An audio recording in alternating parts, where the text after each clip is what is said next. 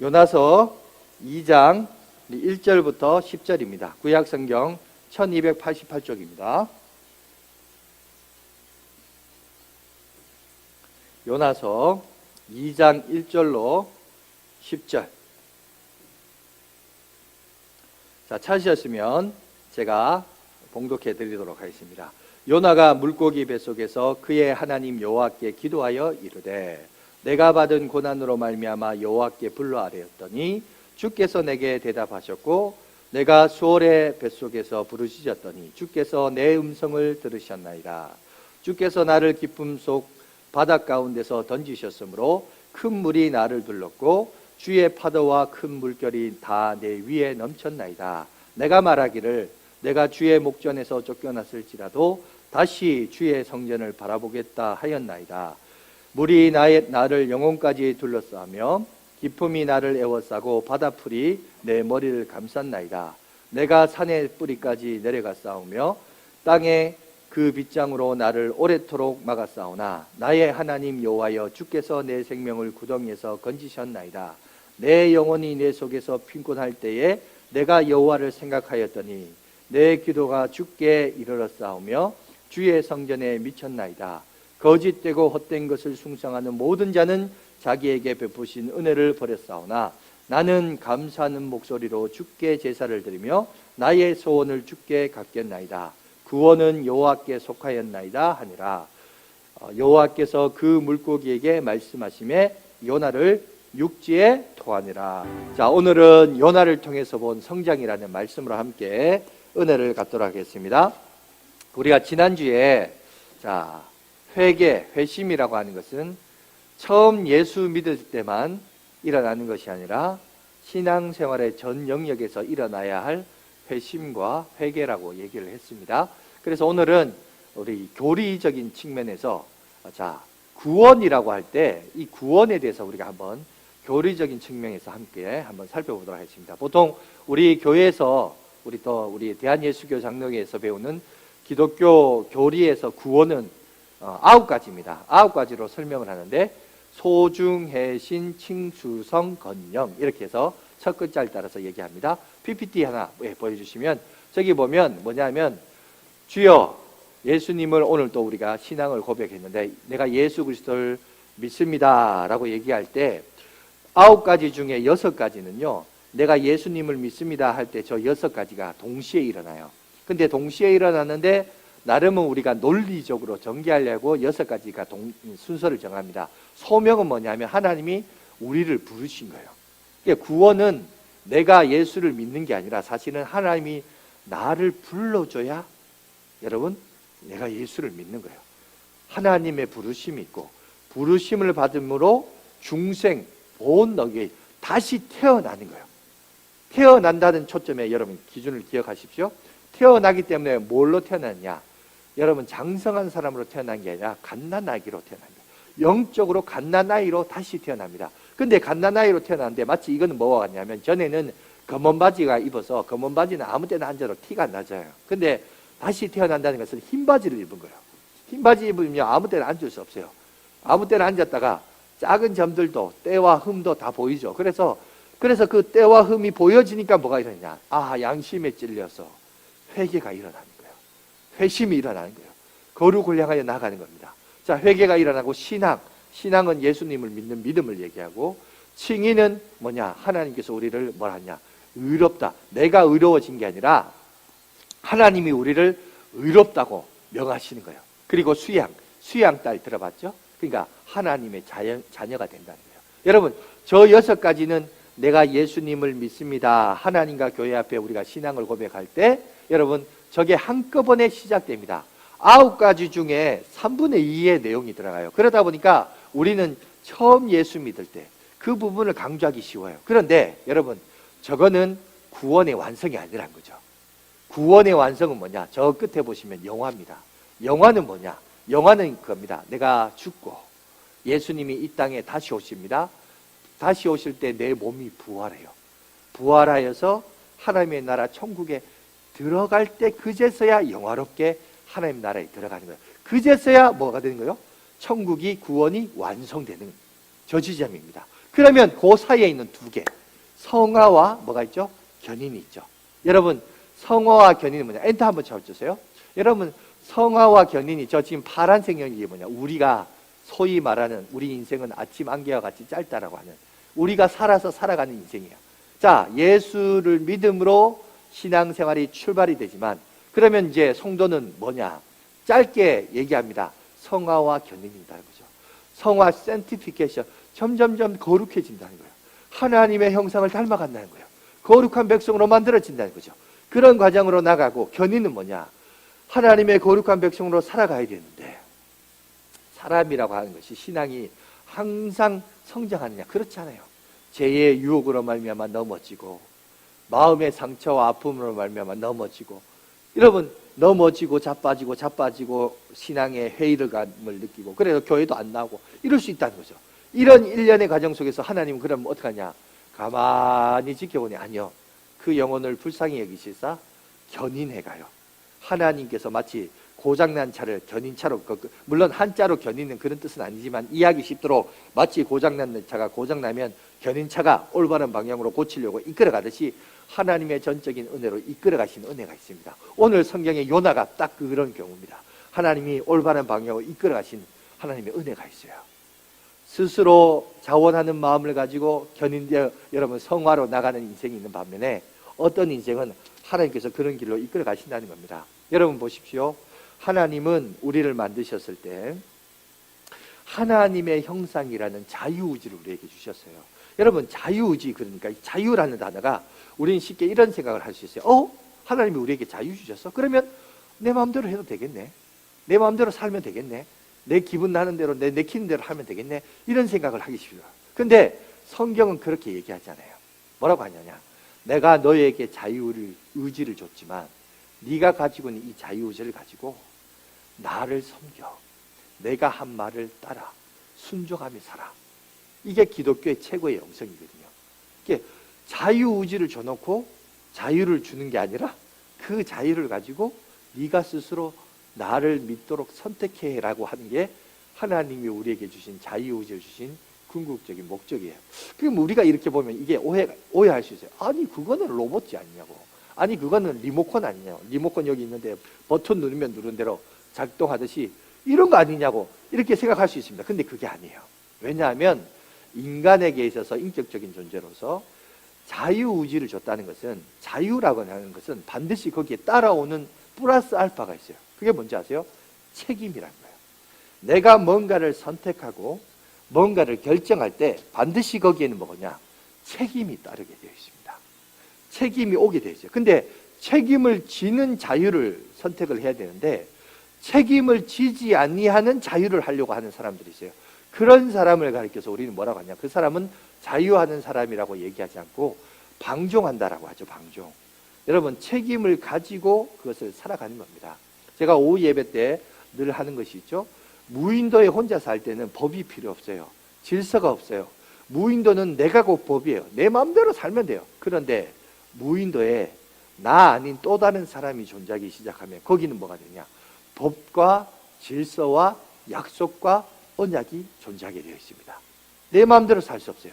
그때는 상대방을 배려하고 상대방과 약속을 정하고 언약을 정해서 여기까지는 할 수 있고 여기까지는 할 수 없고, 그죠? 밤에는 좀 떠들지 말라, 북치지 말라, 소리 지르지 말라. 그때는 다 자야 되는 시간이니까 자자. 뭐 그죠? 이런 식으로 하는 거죠. 근데 내 자유를 내 마음대로 하는데 네가 왜 그러냐? 무인도에서야 혼자 고함을 지르든 떼쓰든 어디서나 뭐 볼일을 보든 상관없지만, 여러분, 둘 이상의 인격적인 존재가 존재하면 거기에는 반드시 법과 질서가 있습니다. 하나님도 자유의지가 있죠. 인간도 자유의지가 있습니다. 자, 두 존재가 공존하려면 뭐가 있어야 되냐?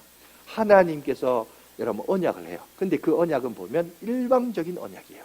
그렇다고 여러분 오해하지 마십시오. 일방적인 언약이라고 하나님의 불합리적이고 불공평한 언약이냐? 그건 아니란 겁니다. 하나님께서는 우리를 왜 그런 언약을 만드셨느냐? 만드신 이유는 나는 너의 창조주가 되고 너는 나의 피조물이 되기 때문에 피조물로서 가장 복되고 형통하고 은혜스러운 길은 뭐냐? 내가 한 말을 내가 순종하면서 준행하면서 살아. 그러면 너는 복이 되고, 그러면 너는 은혜가 되고, 그러면 너희가 잘 살 수 있을 믿을 거야. 이렇게 하나님이 얘기해요. 그리고 여러분 그것을 믿는 것, 여러분 그 믿는 것이 복이죠. 그런데 문제는 뱀이 인간에게 찾아와서 뭘 합니까? 욕망을 건드려요. 그죠? 욕망을 건드리면서 야 이거 먹어봐. 언약을 들을 때는 그래서 쳐다보지도 않았어요. 그죠? 관심도 없었어요. 근데 뱀이 찾아와서 우리의 욕망을 건드립니다. 우리를 미혹해요. 여러분 아니나 다를까? 여러분 성경에 이제 보면 그런 내용들이 쭉 나와 있는데, 그래서 이제 우리를 하여금, 우리도 보세요. 마치 그럴 수 있습니다. 하나님 그렇게 말씀을 하시지만 저는 그럼에도 불구하고 나는 내 마음대로 한번 살아보고 싶어요. 내 뜻대로 한번 살아보고. 성경에 보면 그런 예가 예수님의 비유 통해 나오죠. 탕자의 비유라고 둘째 아들이 있습니다. 아버지가 버젓이 살아있는데 하나님, 아버지요, 아버지께서 내게 물려줄 유산이라고 하는 것은 아버지가 죽어야 주는 거 아니에요? 그런데 미리 달래요. 달라고 그래서 내가 그걸 가지고 좀 자유롭게 좀 한번 살아보겠죠. 근데 부모가 줘요. 그리고 그걸 가지고 외국에 가서 허랑방탕하게 살다가 나중에는 거지꼴이 되고, 그래서 여러분 가뭄이 일어나기 시작하면서 돼지가 먹는 지엄 열매를 그가 먹으면서 야 내가 이렇게 살 바에는 차라리 아버지께 돌아가서, 이제 아버지가 아니라 유산도 내가 이미 다 받았으니까 이제 아버지가 아니라 종으로서 품꾼으로 살면 밥이라도 먹지 않겠느냐. 그래 아버지께로 돌아갑니다. 여러분 인생이 그런 인생들이 있어요. 근데 그 돌아온 여러분 그 아들을 품고 안으시는 하나님 아버지의 마음을 볼 수 있잖아요. 근데 여러분 우리 애도 보면 하나님께서 그렇게 역사하실 때 있어요. 내가 하나님의 뜻대로 사는 게 복이란 건 내가 알겠는데 하지만 나는 좀 하나님 따라서 좀 내 마음대로 한번 살아보고 싶어요. 이러면 하나님이 한 번씩은 또 그걸 허용을 해요. 물론 오랜 시간 완행버스죠. 돌고 돌아서 이제 오늘 성도의 견인처럼 돌아온 인생이 있는데, 여러분 지혜로운 사람은요, 여러분 보십시오. 우리 인생은요 아침 안개와 같아서 여러분 시간은 제한되어 있어요. 제한된 시간에 제한된 상황 속에서 제한된 축복을 우리가 경험하고 살다가 천국 갈 거인데, 이 제한된 시간을 여러분 가장 여러분 직행으로 다이렉트로 복을 받고 은혜를 받으려면 제일 좋은 길이 뭐냐? 우리가 주님의 말씀에 순종하는 거예요. 순종하는 것보다 더 빠른 길도 없고 더 좋은 길도 없습니다. 우리가 그 길로 이제 나가야 되는데, 자 문제는 보십시오. 자유의지를 가지고 있는 우리들이 생각보다 그러지 못해요. 그래서 허송세월을 보내는 그런 모습들이 많이 있습니다. 그러면 오늘 우리가 이런 모습이 어디에서 나오냐? 오늘 성경에 보니까 요나가 그런 거예요. 요나를 거꾸로 하면 나요죠. 그래서 요나 아니 나요. 제가 작년이었죠. 11월 13일, 지금부터 한 2달 전이네요. 2달 맞나요? 1월, 2월, 그 다음에 12월, 석 달 전이네요. 그죠? 석 달, 몇 달 전, 생각보다 많이 지났네요. 자, 11월 둘째 주인데, 그때 이제 설교를 했습니다. 요나 아니 나요 라는 주제로 설교를 했는데, 그때는 1장 내용을 했습니다. 그리고 이어서 오늘은 2장 내용에 대해서 우리가 한번 살펴보도록 하겠는데, 자, 그래서 기억력이 좀 우리가 망각의 은사가 있다 보니까 좀 기억하기 위해서 잠깐 복습을 할게요. 자, 열왕기하 14장 25절에 보면 요나서를 외에도 성경에 요나에 대해서 언급하는 구절이 있습니다. 우리 다 같이 한번 읽어보도록 하겠습니다. 시작. 이스라엘의 하나님 여호와께서 그의 종 가드에셀 아미떼의 아들 선지자 요나를 통하여 하신 말씀과 같이 여로보암이 이스라엘 영토 회복을 하되 하맛 어기에서부터 아라바 바다까지 하였으니. 자, 여기 보니까 요나에 대해서 설명을 하고 있는데 오늘 왕이 등장합니다. 왕이 여로보암이라. 여로보암은 유명한 사람인데 바로 솔로몬 이후에 여러분 두 나라가 나뉘어지고 북이스라엘과 남유다로 나뉘어집니다. 그 북이스라엘을 나눌 때 개혁했던 사람이 여로보암이에요. 근데 여기서 말하는 여로보암은 그 사람이냐? 그 사람이 아니에요. 초대왕, 북이스라엘의 초대왕 여로보암이 아니고 후대 쭉 흘러가서 13대에 흐릅니다. 밑으로 12대가 흘러서 13대에 누가 등장하는데 그 사람이 누구냐? 여로보암 2세예요. 이름은 똑같은데 초창기 여로보암이 아니라 여로보암 2세입니다. 그런데 그가 다스린 지가 41년이다. 보통 한 왕이 오랫동안 나라를 다스린다는 것은 국제적으로 정세가 안정적이었다는 거예요. 오랫동안 안정적으로 잘 다스렸고, 그리고 또 보면 뭘 얘기하고 있냐면 영토도 회복되었다. 땅도 회복되었다. 정치도 잘하고 영토도 회복되고, 그리고 거기 보니까 함께 사역했던 선지자가 등장하는데 그게 누구냐? 요나라고 합니다. 요나. 그죠? 근데 외교적으로도 우리 요나가 수술수술 잘 풀리는 역할을 감당했던 선지자였습니다. 근데 열왕기 지금 14장이잖아요. 근데 열왕기 13장에 어떤 내용이 나오냐면 엘리사의 죽음이 나옵니다. 그러니까 북이스라엘의 3대 선지자입니다. 첫 번째 선지자는 누구냐? 엘리야입니다. 2대가 엘리사입니다. 그리고 3대가 누굴까요? 요나예요. 야, 여러분 직분으로 볼 때 야, 이 사람 보통 사람 아닌 거예요. 대단한 지위에 있는 사람이죠. 그러면서도 자, 이 사람을 소개할 때 뭐라고 합니까? 그의 아버지의 이름을 씁니다. 아밋대의 아들. 근데 아밋대라는 뜻이 뭐냐면 진실과 진리라는 뜻을 가지고 있어요. 이것이 파생되어 나온 단어가 아멘이에요. 아멘. 여러분 아멘 언제 해요? 아멘인 것은 네, 그렇습니다. 기도가 끝날 때 말씀의 은혜를 받으면 여러분들 아멘 하죠. 여러분 이 아멘의 아들, 다시 말해서 이거는 어떻게 보면 아밋대라는 게 진짜 아버지 이름이 될 수도 있지만 이거는 어쩌면 수수학적인 표현일 수 있어요. 뭐냐? 우리가 바람의 아들 이종범, 그죠? 태양의 아들 선동열, 뭡니까? 잘한다는 뜻이죠. 바람처럼 빠르다는 것이고 태양처럼 빠르다는 거죠. 그러니까 보통 뭐뭐의 아들이라는 것은 뭔가를 잘한다는 거죠. 아멘의 아들 요나, 무슨 말입니까? 아멘을 잘하는 사람이 요나였다. 근데 오늘 본문은 아멘을 합니까? 아멘을 안 합니까? 아멘을 안 해요.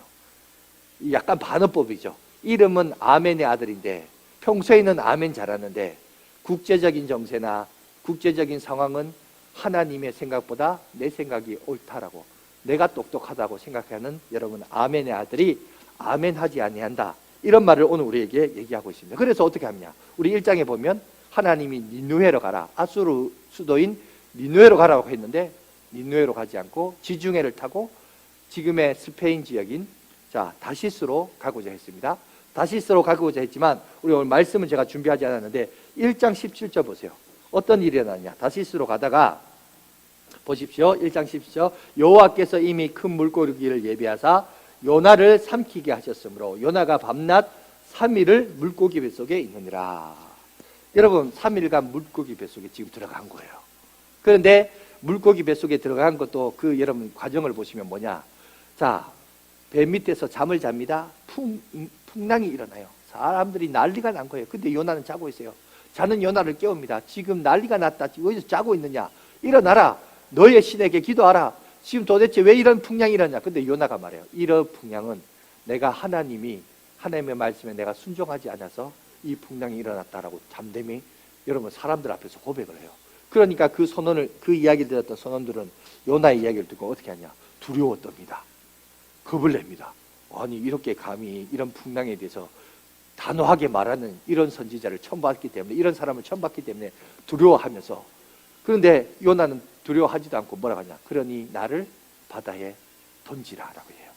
여러분 우리가 그냥 말을 그렇게 하니까 그런 게 그런갑다 이렇게 생각하지, 보통 여러분 정상적인 상황을 보세요.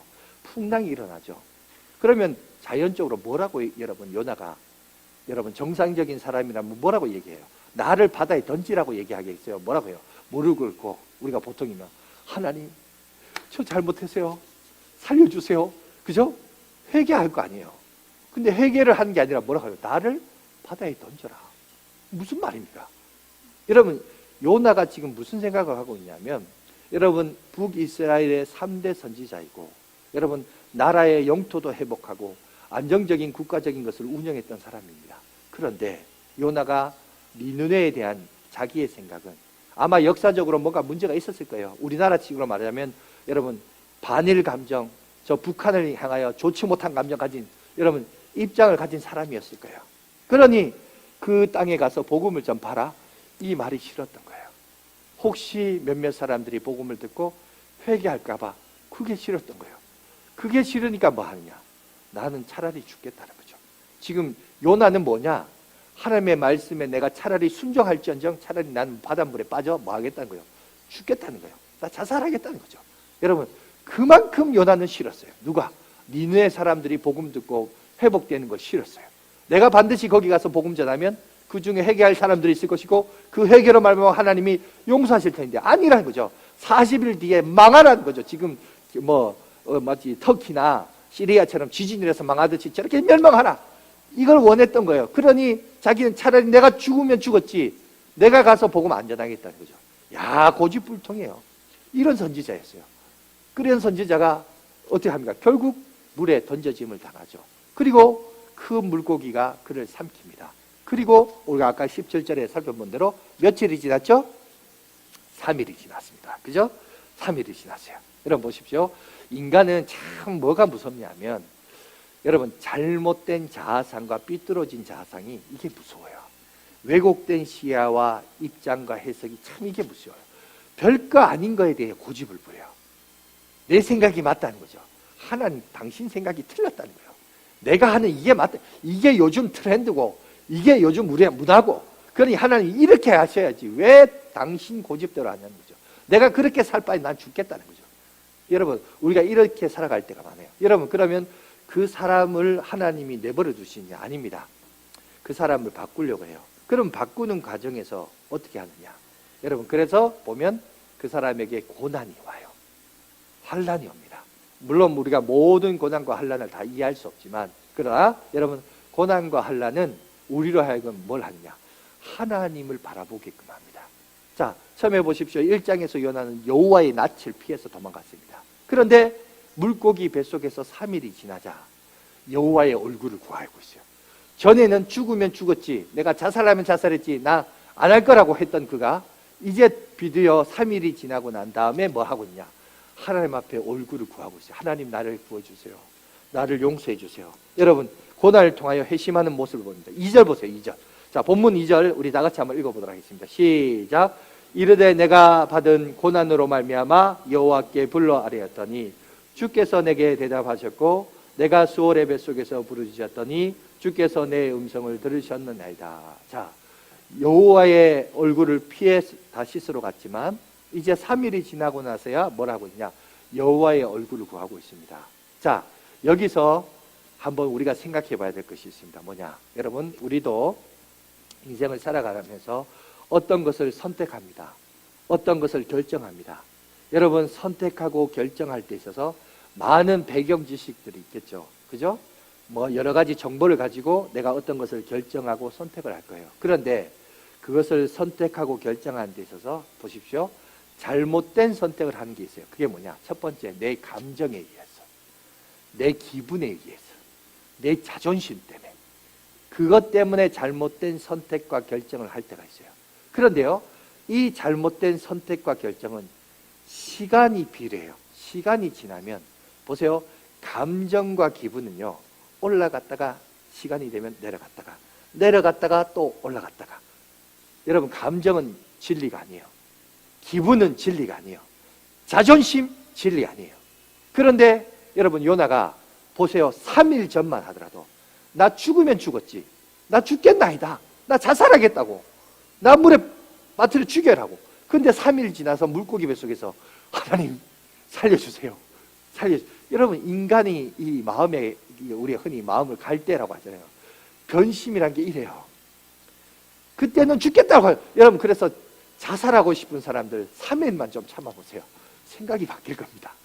그죠? 이게 감정이 그래요. 감정이 잘못된 감정과 기분이요, 잘못된 선택과 결정을 할 때가 많아요. 오늘 요나도 보세요. 그때는 죽겠다고 하더니 자 3일 물고기 뱃속에 거기서 살자 그제서야 하나님 앞에 기도합니다. 나를 고난 속에서 나를 살려달라고 하나님 앞에 부르짖고 있는 요나의 모습을 볼 수 있습니다. 그러니 여러분 우리도 중요합니다. 지금의 상황, 지금의 여러분 고통에 대해서 여러분 조심하셔야 한다. 그것이 나를 망가뜨리는 게 아니라 사실은 잘못된 대응이, 잘못된 그 여러분 모습이 결국 나를 망가뜨릴 수 있는 거예요. 그러니 이것이 고난과 역경이 그것 때문에 불평하고 원망하지 마시고 이런 현실 앞에 하나님이 나를 연단하시려고, 내가 생각하지 못한 하나님의 또 다른 계획이 있구나, 그걸 하나님이 나를 깨닫게 하시려고 지금 이 길을 가게 하시는구나. 여러분 이걸 봐야 돼요. 신앙이 있는 사람은 그걸 바라볼 줄 아는 믿음이 있어야 돼요. 하나님이 왜 나만 몸이 안 좋냐, 하나님이 왜 나만 난 자식 문제가 있느냐, 하나님 나는 왜 우리 가정만 이렇게 돈 문제에 이렇게 헐떡거리냐, 누구든 집도 두 채, 세 채씩 있는데 나는 집 문제 때문에 힘들어하는 아니에요. 다 모든 것들이 하나님의 계획하심이 있어요. 그 문제에 올바른 대응을 해야 돼요. 올바르게 대응을 해서 앞으로 나가야 되지. 여러분 그게 상황과 정황으로 사람이 망하지 않고요. 실패로 사람이 망한 게 아니라 그 실패를 바라보는 대응이 잘못됨으로 사람이 망해요. 여러분 그거를 여러분들이 아셔야 됩니다. 오늘 요나가 그런 모습으로 발견되어지는 것을 보게 됩니다. 그래서 보시면 오늘 이제 2장은 요나의 기도니까 자 기도를 우리 한번 기억해 봅시다. 첫 번째 요나가 잘한 것도 있어요. 첫 번째 뭐냐? 3일간의 그 마음이 바뀌었어요. 바뀌면서 하나님 앞에 이제 뭐 하냐? 이제 죽겠다고 하는 그가 살려달라고 기도해요. 누구를요? 하나님을. 우리도 그렇잖아요. 인간적으로 뭔가 어려움이 있으면 사람 찾아다닙니다. 인간적인 방법 다 해봅니다. 이것도 막히고 저것도 막히고 동서남북 다 막혀요. 그러면 뚫려있는 데는 위밖에 없죠. 그제서야 우리가 하나님 앞에 기도합니다. 여러분 그래요. 그 정도도 대단한 믿음이에요. 왜? 많은 사람들이 자기가 어렵고 힘들 때 하나님 앞에 원망하는 사람은 들어봤어도 하나님이 내가 가지고 있는 문제를 해결하실 수 있는 분이라고 믿고 기도하는 사람은 생각처럼 교회 다니는 사람 중에 별로 없어요. 그죠? 별로 없어요. 그런데 무엇보다도 요나는 그걸 기도했다는 것 자체는 저는 플러스 가산점을 좀 주고 싶어요. 여러분 우리도 인간적인 방법 찾아보십시오. 그런데 여기도 막히고 저기도 막히고 동서남북이 다 막혀버리면 여러분 이제 뚫린 데는 위밖에 없어요. 하나님밖에 없어요. 여러분 그때 하나님 앞에 기도하십시오. 요나는 하늘과 땅을 지으신 하나님, 창조주 하나님을 믿었기 때문에 내 문제, 지금의 이 시극한 문제도 내가 지금은 물고기 뱃속에서 3일간 살았지만 하나님은 나를 살려주시고 구원해 주실 수 있는 분이라는 사실을 그는 믿었어요. 그리고 간구했어요. 하나님 앞에 구했습니다. 구했으니까 어떻게 했습니까? 여러분 그가 구원을 받았죠. 여러분 요나는 우리가 생각하기에 욕먹는 성지라고 알고 있습니다. 요나의 기도는 상당히 수준 낮은 기도라고 얘기하고 있습니다. 그러나 그것만이 전부가 아니죠. 여러분 그렇게 수준 낮지만 자기 자신밖에 모르지만 그러나 중요한 것은 하나님의 실존을 믿었고 그리고 자기가 지금 당면한 이 문제를 해결할 수 있는 유일한 것도 하나님밖에 없다는 사실을 그는 믿었기 때문에 오늘 그 기도에 하나님이 응답합니다. 그래서 오늘 2장 10절에 물고기가 육지에 나와서 토해냈다. 그리고 다시 살아나는 놀라운 기적을 경험하게 됩니다. 그런데 문제는 그의 기도에도 한계가 있다는 거죠. 두 가지가 문제가 있어요. 그걸 한번 살펴볼게요. 2절부터 9절까지 보시면 기도의 내용을 보면 항상 뭐가 나오냐면 나라는 1인칭이 나와요. 내가. 지금 요나는 기도를 뭐라고 계속해서 반복적으로 하면 지금 나의 사정, 나의 입장, 내가 지금 살아야 됩니다. 내가 살아야 됩니다. 여러분 사람이 그래요. 인간이 다급하면 다급할수록 남을 배려하고 이웃을 그런 거 없어요. 지금 내가 죽겠는데 내가 지금 살아야 되는데 여러분 그저 누구를 생각하고 세계평화 조국통일 지금 그런 게 중요하지 않아요. 지금 나부터 사는 게 중요하지 않게요. 그러니까 물론 내가가 중요해요. 하지만 여러분 기도가 이제 성장하고 자라려면 내가의 수준으로 끝나면 안 돼요. 1인칭으로는 끝나면 안 되고 최소한 그래도 그는 선지자 아닙니까? 선지자 정도 되면 이제 신앙이 성장했으면 여러분 나 아닌 다른 사람을 배려하고 믿음으로 나갈 수 있는 모습이 필요해요. 그런데 자 이따가 우리가 오후 예배 때 디모데후서 3장의 내용에 있는 말씀을 증거하려고 하는데요. 자 디모데후서 3장이 뭐냐면 이런 내용입니다. 말세에 고통하는 때라 이르며 여러 가지 제약들을 소개하고 있는데 그러면서 제약을 2절부터 쭉 소개하는데 거기에 제일 먼저 말세 사람들이 가지는 죄 가운데 첫 번째가 뭔지 아세요? 그게 이거예요. 그들이 자기를 사랑하며. 첫 번째 죄가 뭐냐면 자기예요. 자기를 사랑하는. 그럼 또 그런 얘기할게요. 목사님, 자기 사랑하는 게 무슨 죄입니까? 맞아요. 자기를 사랑하는 게 죄는 아니에요. 그러나 그게 더 자극적이고요. 자기 사랑이 더 자극적이서 자기를 너무나 사랑하기 때문에 남도 죽여요. 자기를 너무 사랑하기 때문에 남이 망하든지 말든지 내 실속부터 챙겨요. 그죠? 오늘날 우리가 살고 있는 이 시대를 보십시오. 자기애가 너무 강해요. 내 감정 상한 게 너무 그래서 용서를 안 해요. 내가 지금 마음이 상한 만큼 너도 끝까지 죽을 때까지 한번 죽어봐라는 식으로 끝까지 갑니다. 이런 자기 사랑이 너무 지났죠. 그리고 그 다음이 뭐냐? 돈을 사랑하며. 그죠? 오늘날 자본주의에서 최고는 돈 아니에요? 근데 여러분 성경을 보십시오. 자, 돈을 사랑함이 일만하게 뿌니가 된다 그래요. 성경이 제시하신 건 뭐냐면 돈은 뭐냐? 도구입니다. 도구. 돈은 인격체가 아니에요. 그러니까 사람은 돈을 사용하는 도구지 사랑의 대상이 아니에요. 그러니까 사랑의 대상은 인격적인 존재인 사람이거나 하나님이어야 돼요. 그런데 자꾸 오늘날 우리가 살고 있는 이 여러분 자본주의 사회에서 돈이 신의 역할을 하다 보니까 돈이 신이 되는 자리가 있다 보니까 돈을 사랑해요. 돈은 사랑의 대상이 잘못된 태도를 고치라는 거죠. 여러분 보세요. 인간이 가지고 있는 욕구예요. 여러분 사단은 항상 그래요. 뱀의 형상으로 본인의 실제 모습을 가린 채 다른 모양으로 사람에게 다가와서 뭐라고 하느냐? 인간이 소유하고 싶은 욕구와 욕망을 자극해요. 선악을 알게 하는 나무에 대해서 1도 관심 없다가 야, 이거 먹어봐. 이거 먹으면 너 하나님처럼 될 수 있어. 그 말을 듣고 보니까 먹음직하고 지혜롭게 할 만큼 탐스럽게 하는. 그러니까 결국은 뭐냐면 잘못된 메시지를 던져서 사람으로 하여금 그 욕망을 자극하는 거예요. 맞아요. 사람은 자기를 잘 가꿔야 돼요. 자기애가 중요해요. 그죠? 그리고 돈 필요해요. 그런데 필요하고 자기를 가꾸는 것이 중요한데 그 욕망에다가 플러스 알파 잘못된 메시지를 자꾸 던져요.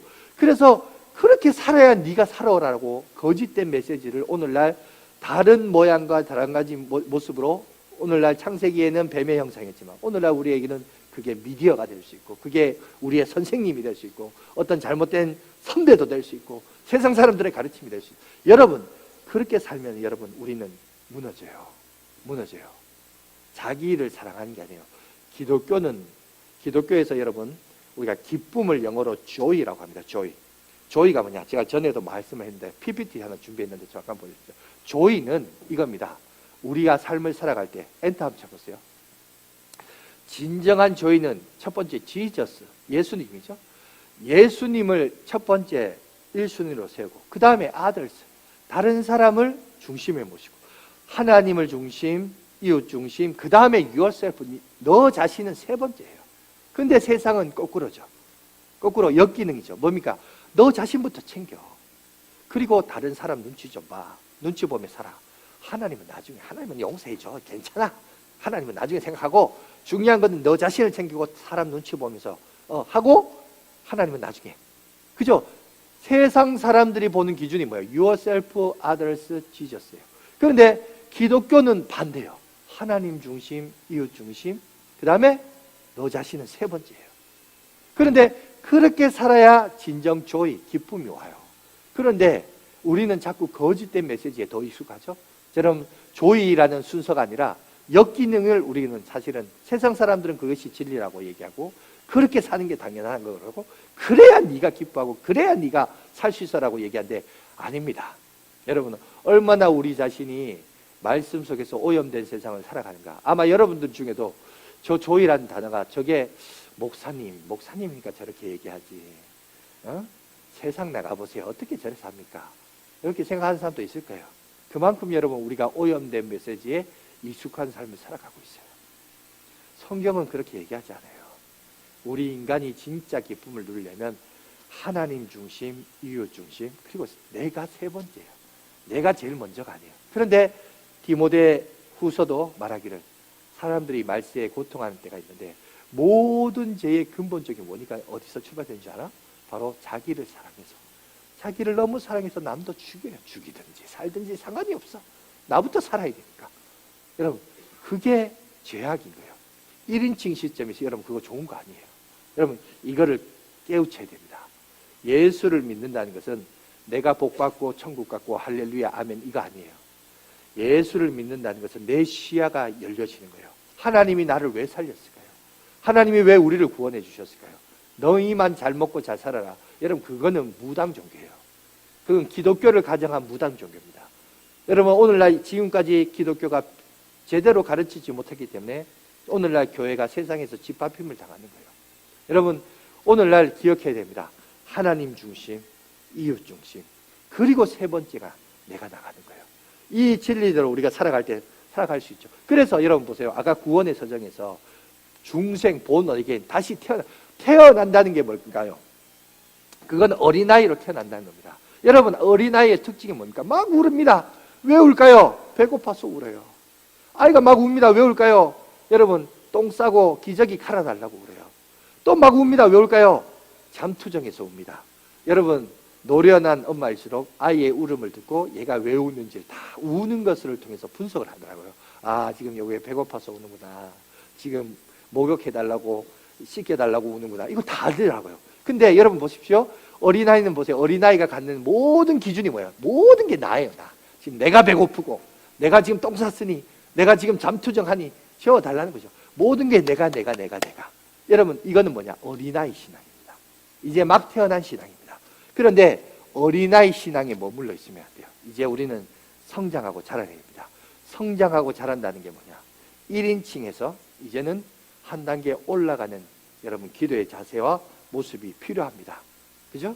갓난아이는 분단된 조국과 세계 평화를 위하여 우는 아이는 아무도 없습니다. 그죠?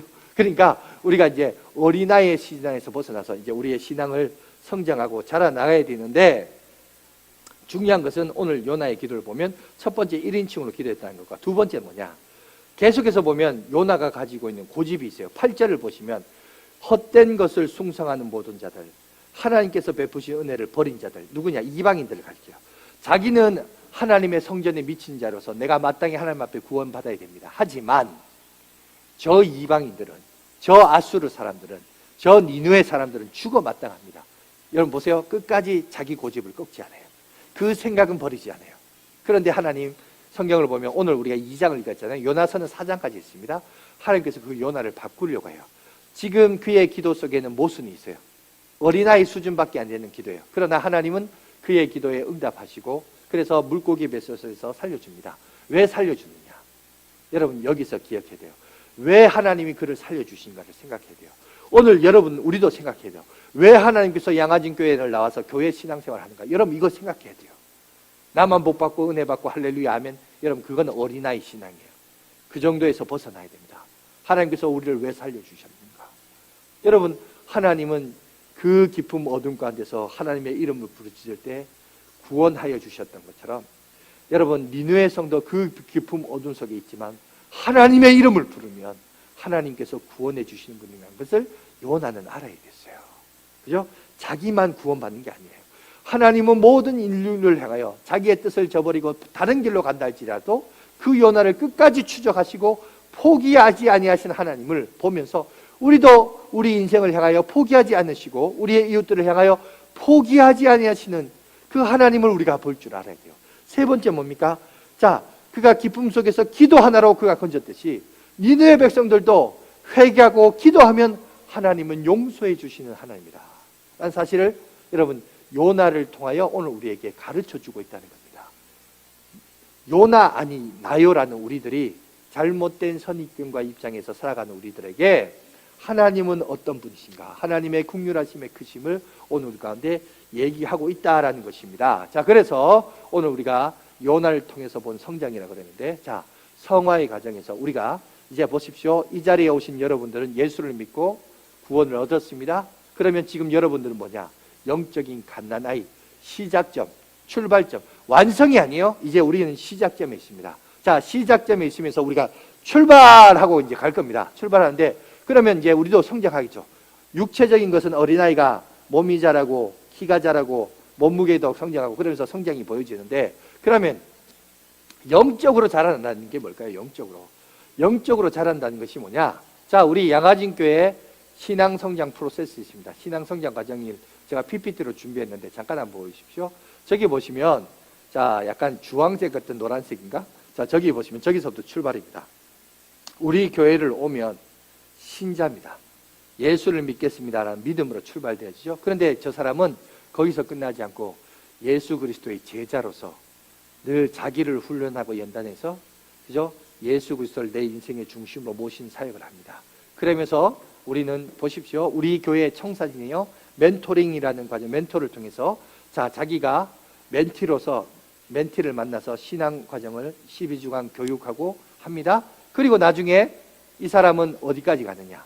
소그룹으로 가고 대그룹으로까지 이렇게 가요. 자, 저런 조직을 만들었는데 저게 각 개인의 신앙 성장입니다. 그런데 저 옆에 그림을 보세요. 그림을 보면 신자, 제자, 멘티는 뭐냐? 중심이 자기 자예요. 내가 예수를 믿는 거고, 내가 제자가 되는 거고, 내가 멘티가 되어서 다른 사람으로부터 내가 은혜를 받고, 내가 양육을 받는 단계입니다. 자, 그러니까 중심이 뭐예요? 1인칭이에요. 나예요, 나. 그런데 나중에 이제 멘토가 되어서 한 사람이 1대1로 한 사람이 또 다른 사람을 섬기면서, 근데 한 사람이 또 다른 사람을 섬길 때 뭐 물질적인 선교, 뭐 기도로 섬기는 것도 있지만 무엇보다 우리는 12주의 주제를 가지고 함께 말씀을 나누고 은혜를 나누면서 함께 교제를 할 겁니다. 여러분, 이런 교제와 나눔을 통해서 우리가 한 사람을 섬깁니다. 한 사람을 섬기고, 여러분, 이 한 사람을 잘 섬기는 사람이 나중에 뭐가 되느냐? 여러분, 순장이 돼요. 순장은 어떤 사람이냐? 한 사람이 스몰 그룹, 소그룹을 섬기는 사람이에요. 근데 스몰 그룹을 더 잘 섬기면 나중에 뭐냐? 여러분, 가문장이 되는 거예요. 이런 식으로 우리가 이렇게 시스템을 구축해서 갈 겁니다. 그래서 뭐 우리는 가문장 그러면 이제 보통 이제 장로님, 권사님들 이렇게 하는데, 결국 보십시오. 장로, 권사라는 직분이 뭐 하는 사람이냐? 나 장로야, 나 권사야, 그러니까 너희들 내 앞에서 내 말 들어, 이거 하는 거 아니에요. 여러분, 여기 군대 아닙니다. 여러분, 하나님의 나라는 어떤 교회냐? 크면 클수록 큰 자가 여러분 어린 자를 섬기는 사역이에요. 여러분이 하나님의 교회의 질서와 법을 여러분 무시하면 안 돼요. 세상의 군대법이나 세상 직장 상사 원리로 이렇게 하는 게 아니라, 교회는 어떤 곳이냐? 교회를 오래 다니고 신앙을 여러분 오래 할수록 그 사람은 섬기는 자예요. 섬기는 자. 나 중심이야. 교회에서 나 이런 사람은요, 신앙이 어른 사람이에요. 그 사람이 직분이 뭐 안수 집사든 장로 중요하지 않아요. 와서 자꾸 나를 1인칭 나를 주장해. 그럼 이 사람은 어떤 사람이냐? 이 사람은 아직 덜 컸구나. 그죠? 뭐라고요? 덜 컸다. 그죠? 직분 다 중에, 목사 중에서 그럴 수 있어. 내가. 이런 사람? 아직 덜 컸구나. 이렇게 보면 됩니다. 여러분, 그러니까 여러분, 기독교의 진리를 제대로 알아야 됩니다. 교회 다니면서 똑바로 다녀야 돼요. 그래서 우리는 뭐 하냐? 이제 거듭 태어났으니 이제 구원을 향하여 완성해 나가는데, 어릴 때는 어쩔 수 없어요. 갓난아기 때는 자기가 뭘 할 수 있어요? 늘 누군가의 도움이 필요할 수밖에 없습니다. 그러니까 내가 될 수밖에 없지만, 이제 어느 정도 성장하면 다른 사람을 섬기는 사회고, 이것이 우리를 성장시키는 모습이라는 사실입니다. 여러분 기억하십시오. 잘못된 상황으로 말미암아 망하는 사람 없습니다. 중요한 것은 잘못된 대응이 우리를 망하게 됩니다. 지난 우리 3년간 코로나 팬데믹으로 인해서 아무것도 못했습니다. 어쨌든 올해는 하나님이 허락하시는, 여러분 하나님이 역사하시는 부흥을 경험하자라는 주제로 우리가 이제 2개월이 지나왔어요. 이제 3월을, 다음 달 되면 4월을 만회합니다. 봄철이 되면서 어떻게 보면 계절적으로 보면 이제 출발점에 우리가 서 있습니다. 여러분, 하나님께서 우리 가운데 하실 텐데, 부흥은 단순히 숫자가 아니에요. 부흥은, 하나님이 하시는 부흥은 내 자신이 변화되는 거예요. 내 안에서의 변화를 경험해야 돼요. 이제 나도 자라나야 돼요. 내가 바뀌고 내가 변화되면, 그러면 내가 바뀌면 뭐가 바뀐 줄 아세요? 자연스럽게 나를 바라보면서 남도 바뀌게 돼요. 남도 바뀌게 돼요. 그게 믿음이고 신앙인 것 같아요.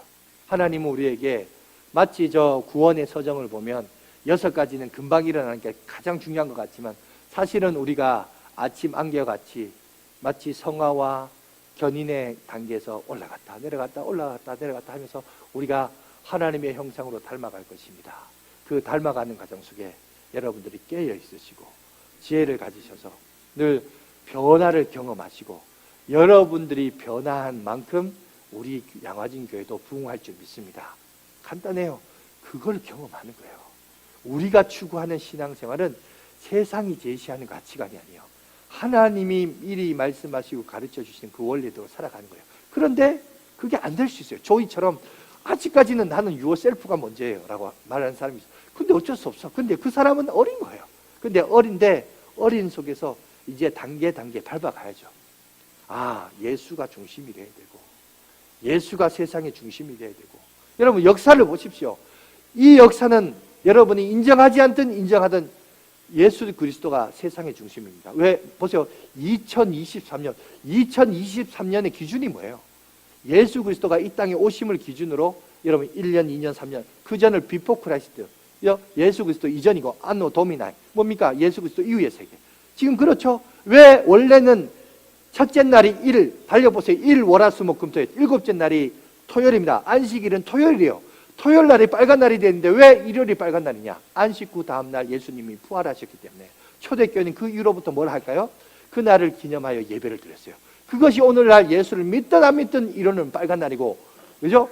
예수 믿는 사람은 주일날 교회 나오고 안 믿는 사람은 산으로 들러 해외로 여행 가지만 중요한 것은 그 사실을 알고 오늘날 세상은 예수라는 중심으로 움직이고 있는데 인정하든 인정하지 않든 그렇게 흘러가고 있는데 문제는 우리가 그걸 모르고 있는 거예요. 캠핑이 중요하고 자식 생각해서 해외여행 가는 거 중요하고 뭐 이러다가 거예요. 근데 여러분 우리가 깨어 있어야 돼요. 세상은 지금 인정하든 인정하지 않든 예수 그리스도 하나님 중심으로 움직이고 있는데 나도 역시 그렇게 움직이느냐 그렇지 않느냐. 여러분 내 신앙이 진짜 중요해요. 이 신앙이 나만의 신앙으로 끝나지 말고 하나님을 중심에 모시는 신앙생활을 통해서 성장하시고 잘하는 만큼 하나님께서 우리에게 축복을 허락해 주실 줄 믿습니다. 그 신앙 속에 굳건히 서는 저와 여러분들 되시길 간절히 바라겠습니다.